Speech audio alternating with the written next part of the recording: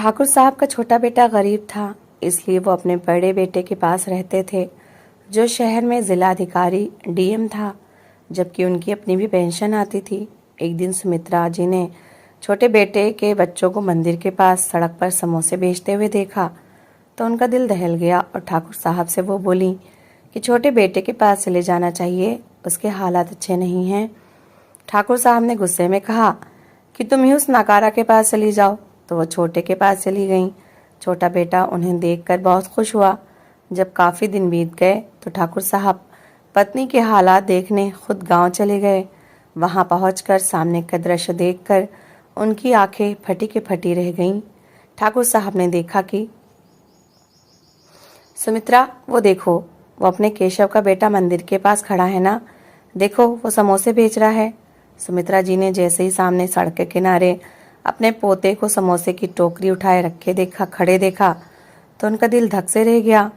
वो एक पल के लिए जैसे स्तब्ध होकर रह गईं। उनकी नजरें बार बार उस छोटे से बच्चे पर जाकर रुक जाती थीं। उसके हाथ में एक पुरानी सी टोकरी थी जिसमें अखबार के कागजों में लिपटे हुए समोसे रखे थे।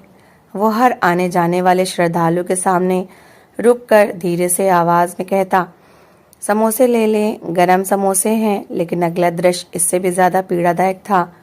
सुमित्रा जी की नजर जब जरा आगे गई तो उन्होंने देखा कि उसके साथ दो और बच्चे भी खड़े थे। वो भी उनके अपने ही पोता पोती थे।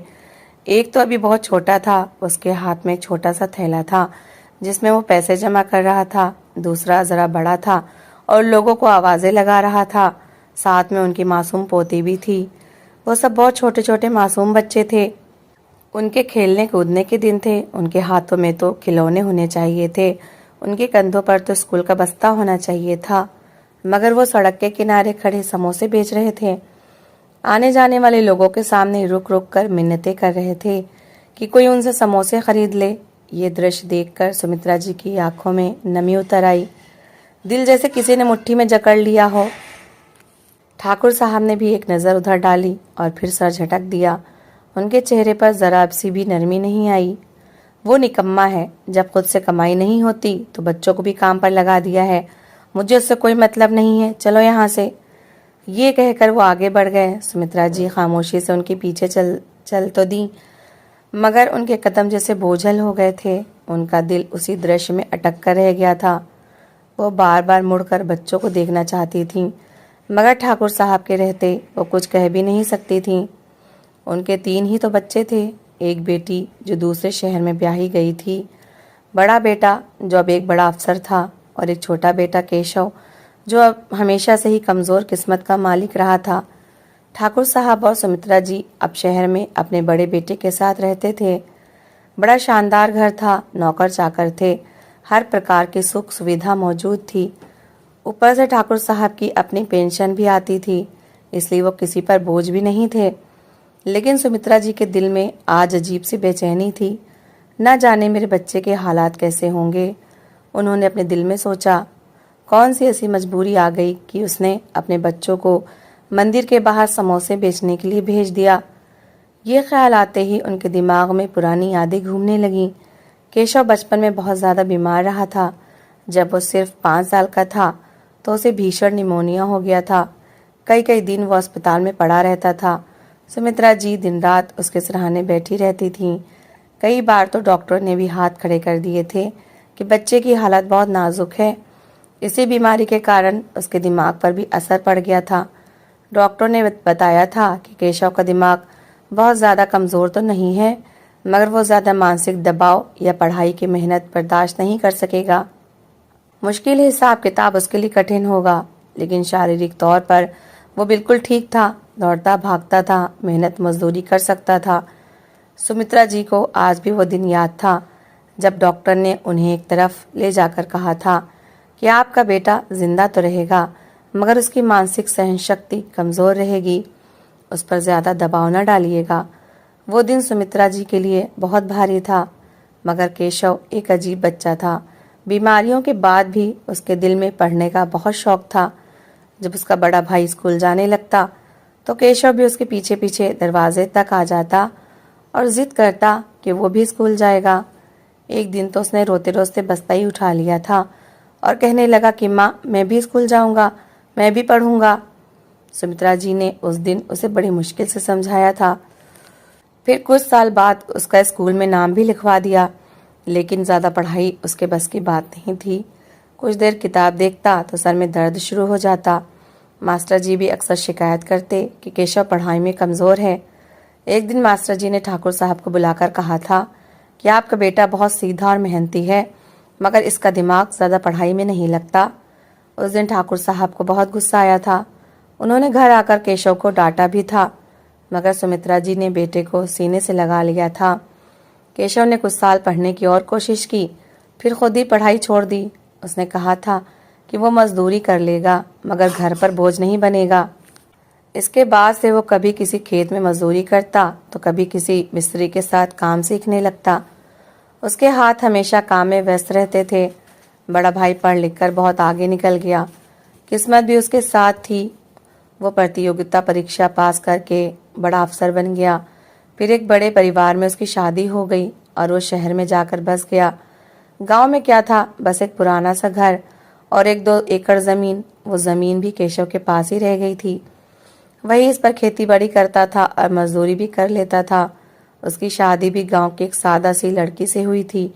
वो लड़की भी उसके साथ हर हाल में खुश रहने की कोशिश करती थी। सुमित्रा जी जब कभी गांव जाती तो देखती कि दोनों पति पत्नी बड़ी मेहनत से जिंदगी गुजार रहे हैं। कपड़े सादे होते थे, मगर चेहरों पर सुकून होता था। मगर आज ये दृश्य देखकर सुमित्रा जी का जैसे दिल टूट गया था। वो कई दिन तक इसी सोच में गुम रहीं। बार बार उन्हें अपने पोतों के चेहरे याद आते, उनके हाथों में समोसों की टोकरियां, उनकी मासूम आवाज़ें। आखिर एक दिन उन्होंने हिम्मत करके ठाकुर साहब से कहा, चलिए ना, एक बार छोटे बेटे के पास चलते हैं। ना जाने उसके हालात कैसे हैं, घर का गुजारा कैसे हो रहा है। क्यों छोटे छोटे बच्चों को स्कूल के बजाय यहाँ समोसे बेचने पर लगा रखा है। ठाकुर साहब ने उनकी बात सुनते ही गुस्से से भौं चढ़ा ली। वो बचपन से ही निकम्मा है। अगर खुद से कमाई नहीं होती तो बच्चों को भी कमाई पर लगा दिया है। मुझे उससे कोई मतलब नहीं है। ठाकुर साहब ने फिर कहा, अगर तुम्हें जाना है तो शौक से चली जाओ, मैं तो नहीं जाने वाला। मैं अपने बड़े बेटे के साथ ही ठीक हूँ। यहाँ आराम भी है और खाना भी अच्छा मिलता है। फिर हंसते हुए बोले, उसके पास जाऊंगा तो लगता है अपनी रोटी भी खुद कमानी पड़ेगी और उसका पेट भी पालना पड़ेगा। उनकी ये बातें सुमित्रा जी के दिल में तीर की तरह चुभ गईं, मगर वो खामोश रहीं। वो जानती थीं कि बहस का कोई फायदा नहीं। माँ का दिल तो आखिर माँ का दिल होता है। वो अपनी संतान में फर्क नहीं कर सकती थीं। इधर ठाकुर साहब के दिल में एक और भय भी था। उन्हें लगता था कि अगर वो छोटे बेटे के पास जाकर रहने लगे तो वो अपनी गरीबी की वजह से उनकी पेंशन पर भी अपना अधिकार समझने लगेगा। उन्हें ये लगता था कि अगर वहां जाकर रहने लगे तो उन्हें मजबूरन अपनी पेंशन भी उसके हवाले करनी पड़ेगी। मगर सुमित्रा जी के दिल में सिर्फ एक ही सवाल था, आखिर मेरे बच्चे पर ऐसी कौन सी मुसीबत आ गई है कि उसके मासूम बच्चों को भी सड़कों पर समोसे बेचने पड़ रहे हैं। ठाकुर साहब की बात सुनकर सुमित्रा जी कुछ देर तक तो खामोश बैठी रहीं। उनके दिल में अजीब सा बोझ था। वो जानती थीं कि ठाकुर साहब जिद्दी स्वभाव के आदमी हैं। एक बार जो बात कह दें फिर उससे पीछे हटना उनके लिए बहुत मुश्किल होता है। मगर एक माँ का दिल अपने बच्चे के लिए बेचैन हो तो उसे कैसे रोका जा सकता है। उस रात सुमित्रा जी देर तक जागती रहीं। बार बार सामने अपने पोतों का वही दृश्य आ जाता। नन्हे नन्हे हाथों में समोसे की टोकरियां, सड़क पर खड़े होकर लोगों से मिन्नतें करते हुए बच्चे। आखिर उन्होंने दिल में फैसला कर लिया कि अगर ठाकुर साहब नहीं जाना चाहते तो ना जाएं। वो खुद ही अपने बेटे के पास चली जाएंगी। अगले दिन सुबह सवेरे उन्होंने खामोशी से अपना छोटा सा बैग तैयार किया, 2-4 जोड़ी कपड़े रखे और कुछ ज़रूरी चीज़ें साथ ले ली। जब घर के लोग अपने अपने कामों में व्यस्त हो गए तो उन्होंने किसी को कुछ बताए बिना गांव जाने वाली बस पकड़ ली। पूरे रास्ते उनका दिल धड़कता रहा। वो बार बार यही सोचती रहीं कि ना जाने केशव के हालात कैसे होंगे, ना जाने बच्चे किस हाल में होंगे। कई घंटों के सफ़र के बाद जब वो गांव पहुंची तो सूरज काफ़ी ऊपर आ चुका था। गांव की मिट्टी की खुशबू और खेतों की हरियाली देखकर उनके दिल में अजीब सी नरमी आ गई। वो धीरे धीरे केशव के घर की ओर चलने लगी। घर के पास पहुंचकर उन्हें केशव नजर आया। दरवाज़ा भी बंद था। पास ही एक महिला ने बताया कि केशव और उसकी पत्नी खेतों में काम करने गए हैं। ये सुनकर सुमित्रा जी भी खेतों की ओर चल पड़ी। खेत के किनारे पहुंचकर उन्होंने देखा कि केशव मिट्टी से लथपथ कपड़ों में झुका हुआ फसल की देखभाल कर रहा था और उसके साथ उसकी पत्नी भी काम कर रही थी। दोनों के चेहरों पर थकान साफ नजर आ रही थी, मगर वो खामोशी से मेहनत में लगे हुए थे। सुमित्रा जी ने आवाज़ लगाई, केशव। आवाज़ सुनकर केशव ने चौंक कर सर उठाया। जब उसकी नज़र सामने खड़ी अपनी माँ पर पड़ी तो वो जैसे चौंक कर रह गया। माँ! वो दौड़ता हुआ उनके पास आया और उनके पैर पकड़ लिए। उसकी आंखों में खुशी के आंसू आ गए थे। माँ, आप यहाँ कैसे आ गईं? केशव की पत्नी ने भी जब सुमित्रा जी को देखा तो फौरन सिर ढकते हुए उनके पास आई और आदर से पैर छूकर बोली, माँ जी, आपने बताया भी नहीं, हम खुद लेने आ जाते।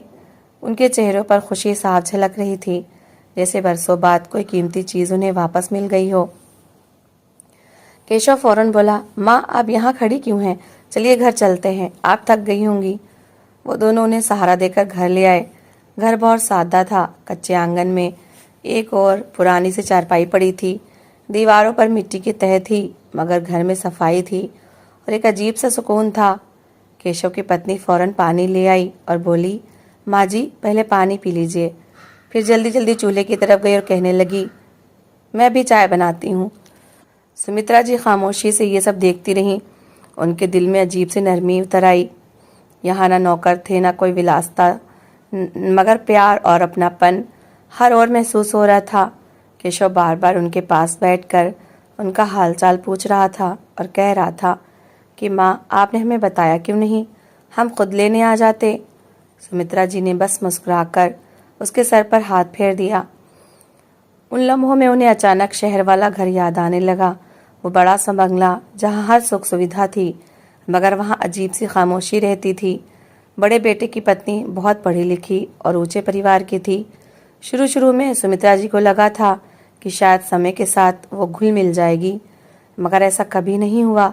वो हमेशा सबसे दूरी बनाकर रखती थी। ज़्यादातर समय वो अपने कमरे में रहती या अपनी सहेलियों के साथ व्यस्त रहती। सुमित्रा जी के पास बैठकर दो बातें करने की भी उसे फुर्सत नहीं होती थी। अक्सर ऐसा होता कि सुमित्रा जी दिल बहलाने के लिए उसके पास चली जाती और कहती, बेटी ज़रा बैठो ना मेरे पास, कुछ बातें कर ले। तो वह सर झटक कर कह देती, माँ जी, अभी बहुत काम है, बाद में बैठते हैं। हालांकि उसके सारे काम नौकर करते थे। कभी कभार तो वो हल्के तंज़े अंदाज में कह भी देती, माँ जी, आप लोग गांव के सीधे साधे लोग हैं, हमारी बातें आपको कहाँ समझ आएंगी। ये बात सुनकर सुमित्रा जी का दिल दुख जाता, मगर वो खामोश रह जाती। उन्हें अक्सर लगता था कि इस बड़े घर में रहते हुए भी वो अकेली हैं। नौकर खाना लाकर रख देते थे, दवाइयाँ दे देते थे, मगर किसी के पास उनके साथ बैठकर दो पल बात करने का समय नहीं था। और आज यहाँ इस छोटे से घर में बैठकर उन्हें अजीब सा सुकून महसूस हो रहा था।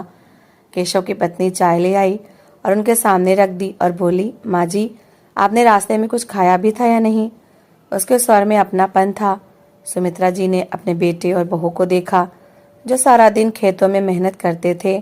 कपड़े मिट्टी से भरे हुए थे, मगर आंखों में अपनाइयत थी। उनकी आंखों के कोने नम हो गए। उन्होंने दिल ही दिल में सोचा कि शायद इंसान की असली दौलत यही प्यार होता है, जो बड़े घरों में नहीं बल्कि बड़े दिलों में मिलता है।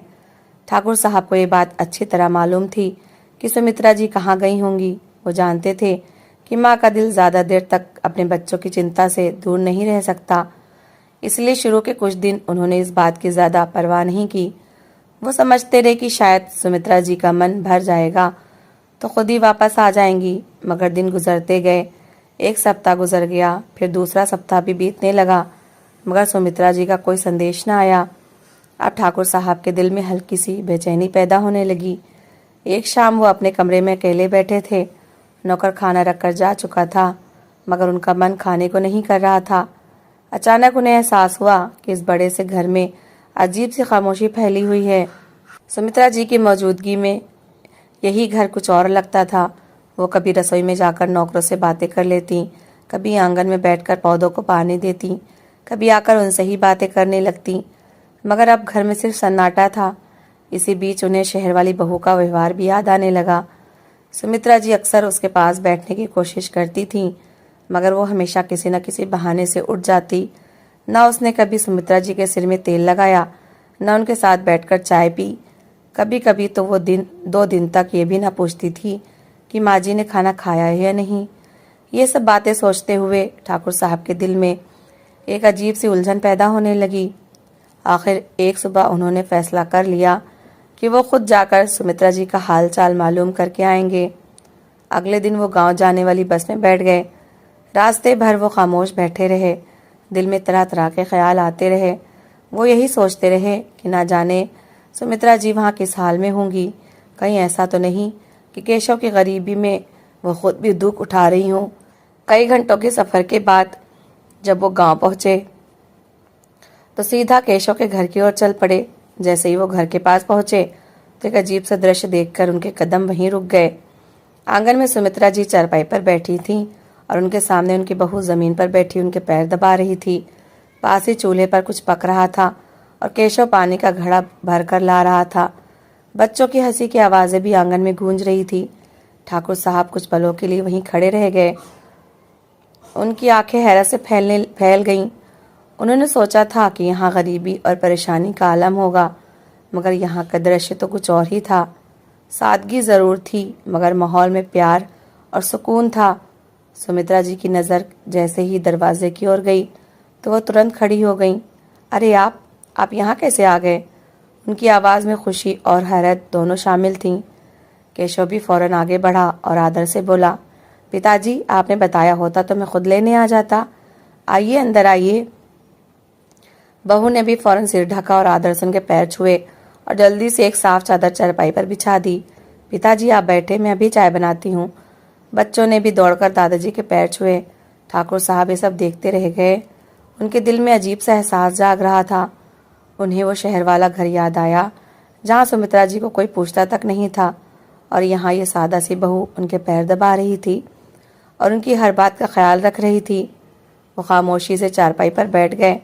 कुछ देर बाद उनकी नज़र दरवाजे की ओर गई जहाँ केशव के बच्चे बैठे थे। उनके सामने एक टोकरी रखी हुई थी जिसमें समोसे रखे थे।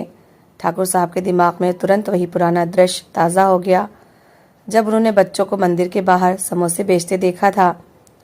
उन्होंने थोड़ा कड़क स्वर में पूछा, केशव, ये बच्चे समोसे बेचने जाते हैं? केशव मुस्कुरा दिया, जी पिताजी, जाते हैं। ये सुनकर ठाकुर साहब के माथे पर बल पड़ गए, मगर केशव ने फौरन नरमी से कहा, पिताजी, ये मजबूरी नहीं है, मैंने खुद इन्हें ये काम सिखाया है। ठाकुर साहब ने हैरत से उसकी तरफ देखा। केशव धीमे से बोला, पिताजी, मैं चाहता हूँ कि मेरे बच्चे ज़िंदगी के हर हाल में जीना सीखें। इंसान के हाथ में कोई हुनर हो तो वो कभी भूखा नहीं सोता। मैंने इनसे कहा कि पढ़ाई भी करो और मेहनत से डरो भी मत। आज अगर ये समोसे बेचना सीख लेंगे तो कल किसी मुश्किल समय में घबराएंगे नहीं। पास बैठा बड़ा पोता बोल उठा, दादाजी, हम रोज़ थोड़ी देर मंदिर के पास जाकर समोसे बेचते हैं, फिर वापस आकर पढ़ाई भी करते हैं। पिताजी कहते हैं, मेहनत करने वाला कभी छोटा नहीं होता। ठाकुर साहब खामोश हो गए। उनके दिल में जैसे कोई बात उतरती चली गई। उन्होंने एक नज़र अपने बेटे की ओर देखा जो सादे कपड़ों में था, मगर चेहरे पर स्वाभिमान और खुददारी साफ झलक रही थी। उनकी नज़र फिर सुमित्रा जी पर गई जो मुस्कुरा रही थीं। उनके चेहरे पर सुकून था, वो सुकून जो बड़े शहर के बंगले में कभी नज़र नहीं आया था। ठाकुर साहब ने धीरे से गहरी सांस ली और धीमे से बोले, केशव बेटा, तुमने ठीक किया है। बच्चों को मेहनत की कदर सिखाना बहुत ज़रूरी है। फिर वो कुछ देर खामोश बैठे रहे।